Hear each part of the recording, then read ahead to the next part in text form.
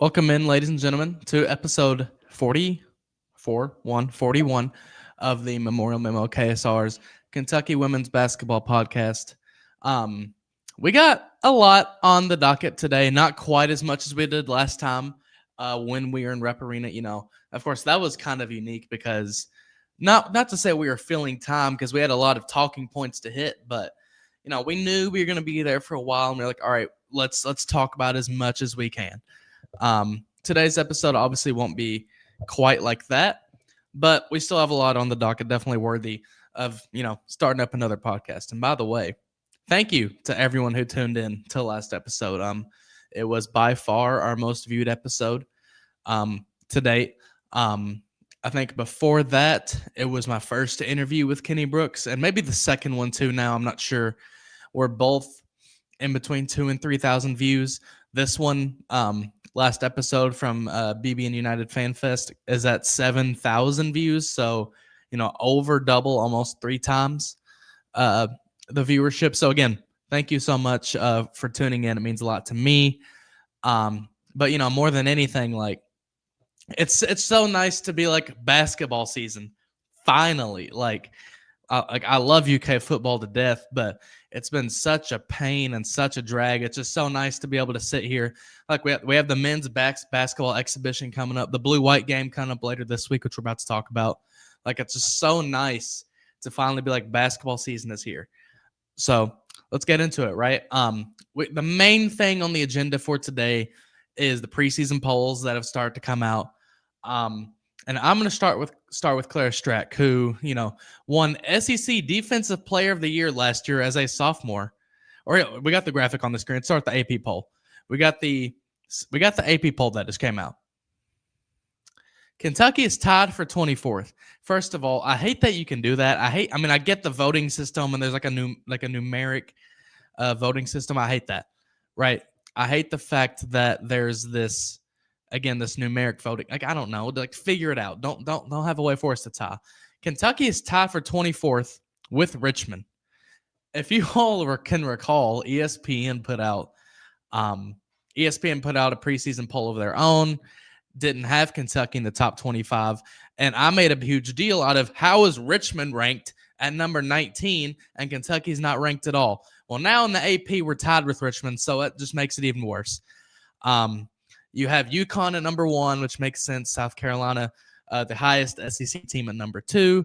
And then just kind of going through some of the SEC teams, Texas at 4, LSU at 5, Oklahoma at 6, Tennessee at 8. So they're in the top 8 alone.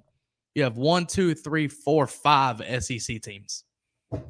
Like it's just such a pain. Like, oh my gosh, like, what are we doing? Like 5 SEC teams in the top 8 of the AP poll.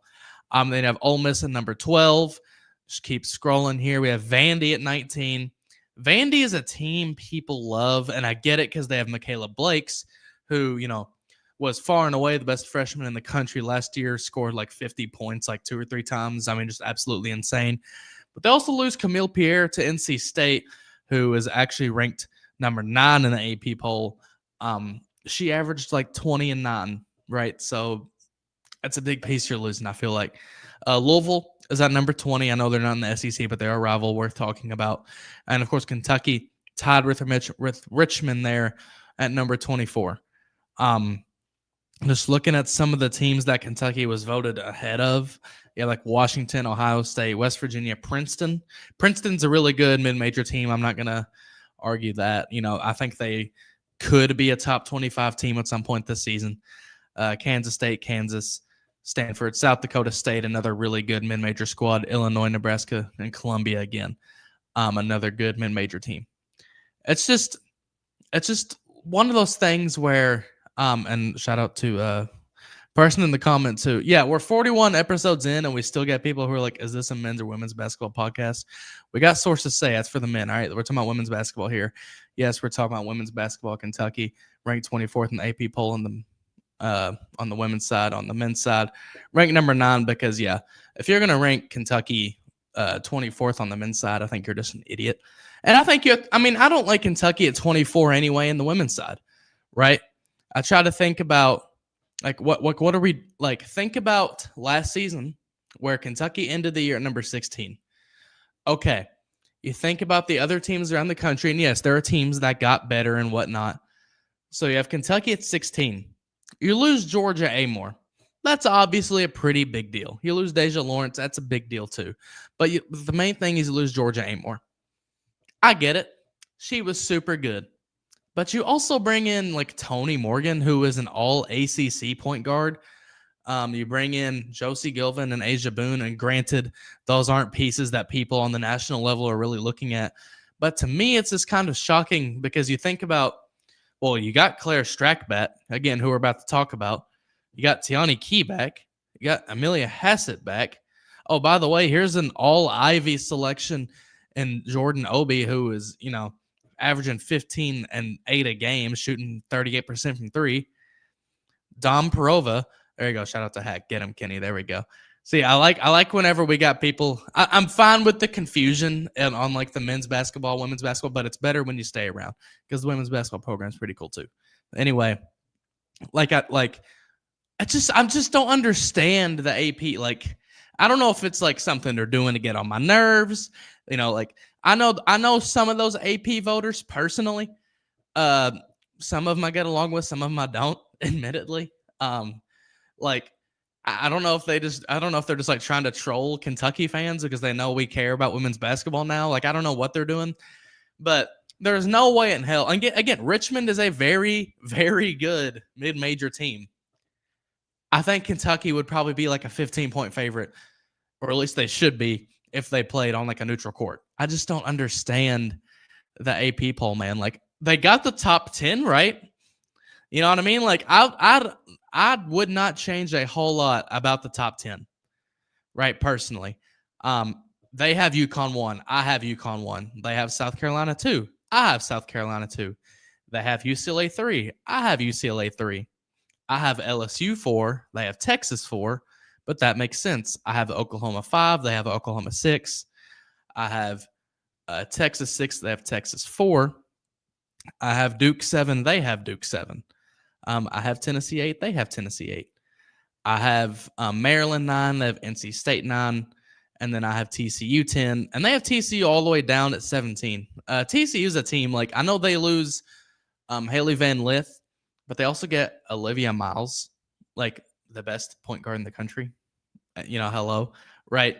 Like, I don't feel like they're going to, like, they'll have Maddie Shear and Clara Silva. Shout out to 2 former Cats. I don't think TCU is going to really drop off that much. I think Mark Campbell is going to kind of start building a powerhouse down there, right? And then, I released like my own Memorial Memo top 25. I should have made a graphic for it here. But, I think the AP poll for the most part is pretty right. I think TCU is way underrated. I think USC is underrated. I know they lost Juju Watkins, but they're also bringing in like the number 1 recruit in the country.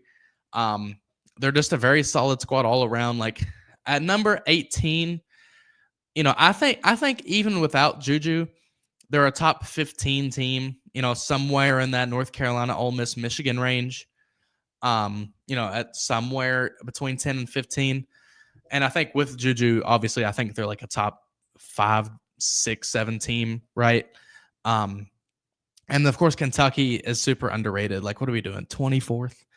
I have Kentucky 11th in mind. Like, that's just with me.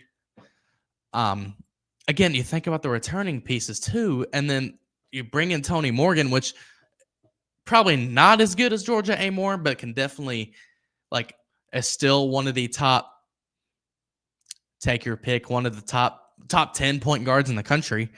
It just doesn't really make sense to me, like, why Kentucky is that low. And it's one of those things like, well, just go prove them wrong, right? Like, at the end of the day, it won't matter until you get out there on the hardwood. Kentucky's first ranked matchup will be against number 20 Louisville. That should be interesting. And of course, they'll probably be decent underdogs against Maryland down in Puerto Rico. So that'll be interesting to see. Hack says, if there's one thing I'm excited about after Big Blue Madness with this women's team, they have a real ability to shoot the ball from 3. And, I agree. Like, at the end of the day, I look at this Kentucky team, and that should be a strength, right? Like, they should be able to shoot the ball at a pretty good clip. Again, you think about those triplets of Claire Strack, Amelia Hassett, Tiani Key. They all kind of struggled last year shooting. Amelia Hassett was hot to start the year and kind of cooled off. She dealt with some sickness, things like that. But those are three players who should all be improved shooting wise. And then from the transfer portal, Toni Morgan, historically in her career, not a great shooter, right? 23.5%. And I'm not saying that she's going to be, shooting 40% all of a sudden. But at the same time, I think she can, improve some. That's been a big talking point this offseason. Can Toni Morgan shoot maybe closer to 30%, right? I don't think you're going to see like some insane leap, but can she improve her shot some? Yeah. Heck, I know you're confused about this being a men's or women's basketball podcast. I like to compare Toni Morgan to Jalen Lowe in a way. Where Jalen Lowe, I don't know his percentage numbers at Pitt off the top of my head, but I know they were down. Like his 3-point shooting percentage numbers were down.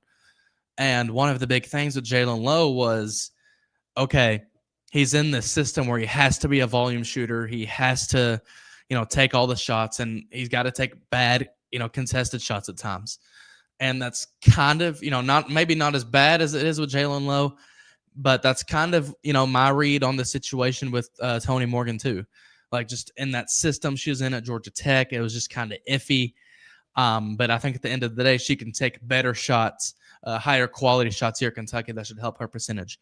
And then Josie Gilvin shot 41% from three last year at WKU. That hasn't been her average, for her career. Last year was kind of like a big improvement. But again, no reason to say, why she can't keep those numbers up for the most part.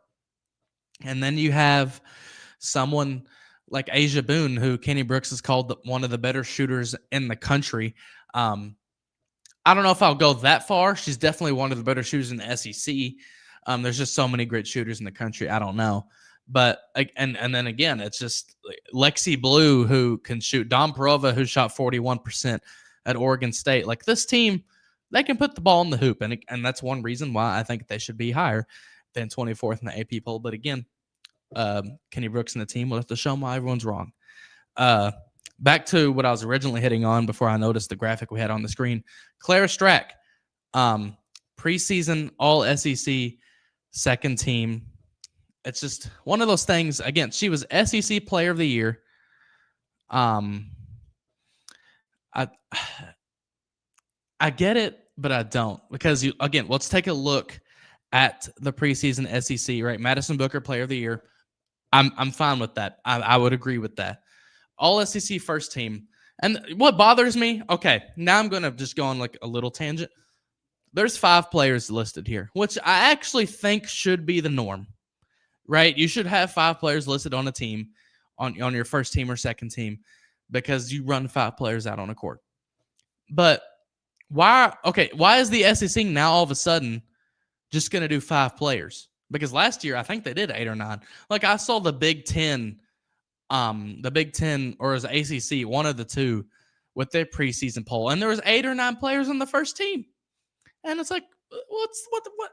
We need some like unity here. We need something to match, right? Flau'jae Johnson, LSU first teamer, makes sense to me.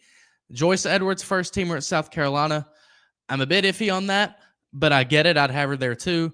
Madison Booker at Texas, of course. Michaela Blakes at Vanderbilt, of course. And then you have Reagan Beers. And I don't know if you've listened to this podcast a time or two, you're going to know I don't really like Reagan Beers, because I mean, she's a good basketball player, obviously. But at the same time, her whole game is, I'm going to hook and hold, and the refs are going to call a foul on you, right? Whereas I feel like Clara Strack is an actual, like, well-rounded basketball player, more so than Reagan Beers. Again, it's odd to me to have the SEC Defensive Player of the Year, the reigning SEC Defensive Player of the Year, on the second team. It just feels odd to me that you would have it there in that spot. Like, again, you have your preseason player of the year in first team, which makes sense. You know, preseason, or excuse me, reigning SEC defensive player of the year is not first team. I mean, I think you put her first team over someone like Reagan Beers. Now, obviously, heading into the next season, she should be preseason first team All SEC because Reagan won't even be in the SEC anymore. She'll be, gone and graduated. But it just it grinds my gears the wrong way, man. Like what are we doing? I don't quite understand. Speaking of things I do not understand, because that's the theme of this episode, I guess. Kentucky picked 8th in the SEC. 8th? Kentucky picked 8th in the SEC. I'll give you all a hint. Like some teams that are above Kentucky: South Carolina. Think we can all agree that's fair. Texas, fair. LSU, fair. They have Tennessee at 4. Now this is interesting to me because in the AP poll, Oklahoma is ahead of Tennessee. But in the SEC preseason poll, obviously those aren't the same entity, so people can vote differently. There's different voters and whatnot. But it's interesting that that Oklahoma is above Tennessee in the AP poll, but not in the SEC preseason standings. Tennessee at 4, Oklahoma at 5. Ole Miss at 6, even I can understand. Right? I can even understand Ole Miss at 6 because they brought in Cody McMahon. They brought in I can't think of their names, but like a 14-point score from Virginia, someone else really good. Like Ole Miss really hit the portal hard this offseason, so I get it. Vandy at 7, Kentucky at 8. Vandy, again, like are we doing this again like I just talked about? They lost one of their best players. And I know I kind of made the same case for USC. Like I know they lost their best player, but they should still be okay. Well, USC is also 10 times more talented than Vanderbilt. So, yeah, I am going to make that case. It just doesn't make sense. Like, again, Vanderbilt, who, had a good year last year and has done really well under Shea Ralph. Like, they're just not, no. Like, no. They should not be ranked above Kentucky to me. Like, Kentucky beat them very fair and square last season, but by 18 at their place. Kentucky brought back a lot. Vandy went 22-11 last year and was 500 in conference play. They went 8-8 in conference play. Right? As a team that went 8-8 in conference play and lost one of their better players on the same level or even better than a Kentucky team who finished 4th in the SEC, went 11-5 in the SEC, and granted lost Georgia Amore, but brought in, the second best point guard in the portal and, even more outside of that and all the returners. I just don't see it. If it were me ranking the SEC, I'd probably say South Carolina 1, Texas 2, LSU 3. Actually, no, what was my AP poll? I think I had my preseason poll. I think I had LSU actually ranked above Texas because they have Malaysia Full Wally and whatnot. Yeah. So we're going South Carolina, LSU, Texas. No, I'm sorry. LSU, Oklahoma, Texas, Tennessee, then Kentucky. So I have Kentucky 1, 2, 3, 4, 5, 6th in the SEC, which is obviously 2 spots better than 8, right? I can do math. Congratulations, me. But at the same time, that just seems to make more sense to me. Oklahoma brings in one of the better recruits in the country. That top 4 is just going to be great. Tennessee absolutely killed it in recruiting and the transfer portal. Tennessee is going to be back into a powerhouse. Like, I like to crap on Tennessee because I'm a big UK fan, obviously. Like, they are going to be really good again under Kim Caldwell, and it sucks, right? Because we love to hate on Tennessee. I kind of enjoy their down years under Kelly Harper. And again, by down years, like they were still a pretty good SEC team. But Tennessee's going to be really good under her. They're killing it in recruiting, killing it in the portal. Like you look at their visit photos and they just casual, like, Tennessee, the Lady Vols have, there's obviously that orange that we all know, but they have like the baby blue, right? You'll just look at a visit of a Tennessee player, like someone visiting Tennessee, and it'll just casually have an orange and a baby blue Lamborghini in the background. Like, oh, like they got the money down there. Shout out to what is it, the Pilot gas station and whatever. They got the McDonald's bags. Tennessee's clearly cooking down there, and they're always gonna. You knew they were always gonna be one of the perennial powers when it came to cha-ching, right? When it came to women's basketball, but it's just kind of crazy to see. Look at Tennessee. It's like, oh, 2 Lamborghinis just chilling in the background, not even like part of the foreground, just far away in the background where you can barely see them. Like, oh, all right, that's something. Again, I just feel like 8th is a little bit ridiculous. If you ask me, Steven, if you want to, actually not if you want to, I'm going to ask you to kindly hit up that Rhoback graphic for me, because I want to shout out Rhoback, who is sponsoring not just this podcast, but KSR and On3. It's great to have them on board. Great clothes, whatnot. Change the game with Rhoback, y'all. A proud partner of KSR. Get the best fit and the best feel with their incredibly comfortable activewear.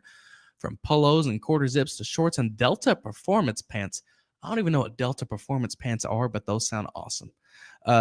You will look good and feel good with Rhoback. Use promo code KSR for 20% off your first purchase at Rhoback.com.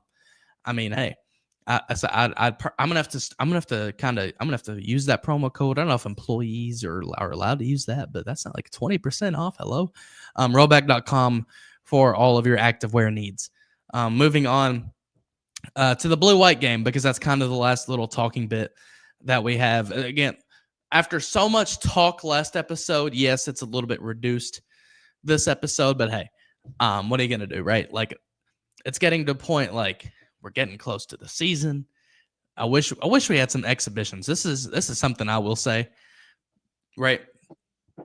I think about the Purdue game, the Purdue exhibition, the Georgetown exhibition on the men's side. It would be cool if the women had something like that. I'm sure that's something that might even be in the works for next year, maybe. But it would just be nice to have the women's program do something like that. Again, I compared it, like, imagine if you have UConn, right? They're the number 1 team in the country. Imagine if they came to Lexington for an exhibition. Imagine if, let's say USC, for example, came and played. A UCLA, like, imagine if like you had a top program like that, out of conference that you're not going to play during the regular season, come to Kentucky. Like, that would be great to get people sort of excited for women's basketball. But anyway, blue-white game. There's not too much to say. I asked Kenny Brooks about it when I interviewed him, and he was like, this is mainly a thing for the fans. And it's hard with women's basketball, and I hope this is something they can change. If someone who is running blue-white is listening to this, I would love to just say, I love the male practice players. We're not there to watch them, right? And Kentucky's a deeper team this year. They got, 11, 12 kids on the roster. Like, can we do an actual 5-on-5 and not 5 kids against the male practice players? Because we're not there to see them. Again, love them all to death. That's not who we're there to see. I'm sure it will be the male practice players, not complain about it again afterwards. But it would just be nice to, see not necessarily the starting 5 against the bench, but, just maybe even a mix, right? It would be nice to have 5 Kentucky women's basketball players against 5 more Kentucky women's basketball players, because it is something that they can do. And you give each team a sub or 2, if that's possible. I'm pretty sure it would be. But it would just be nice to see. Again, love you, male practice players. You do very great things, and I am so thankful for you. But we're not here to watch you, respectfully. It just is what it is. To me, the main thing you want to see is, okay, who's going to shine under the lights? It's not obviously an actual game, but it's the closest thing we're going to get to a game before the season starts. Remember last year, Amelia Hassett and Deja Lawrence were big talking points from that night. You had some good highlight moments, but it's mainly just to get fans excited for the year, which I get it. And actually, more than anything, it's an NIL and fundraising event, which, by the way, just from talking to people, last year was actually apparently really, really successful. But what is nice about this year's blue-white game is that it will be on the SEC Network Plus, excuse me. So it will be televised or on the computer right? As a head honcho Matt Jones would say. So you'll have to bust out your ESPN app or whatever it is to watch that. But at least it's not like this like closeted private event. Like you got to be rich to come see the Cats tonight, baby. Like no, you can like, I mean, if you want to see them in person, yeah, it's a pretty penny. I'm pretty sure, but if you want to watch them on your SEC Network Plus, it's possible, right? Like it is a doable thing. I think we're gonna cut it about here. To be honest, right? Again, shorter episode, which is fine, no biggie. We will get into the last episode was a super long one, so that kind of makes up for this, I hope. Again, we'll get into the longer stuff again next week. Leading into the season, I should have some good plans for next episode in the works. Things can fall through though sometimes. So just want to say thank you to everyone for watching episode 41. We like that number around here. Speaking of the men's side, Mark Pope 41. That's always nice. Like, comment, subscribe to the KSR YouTube channel. We had a decent boost to whenever during the United Fest, so that's always fun. Again, you see we're at 50.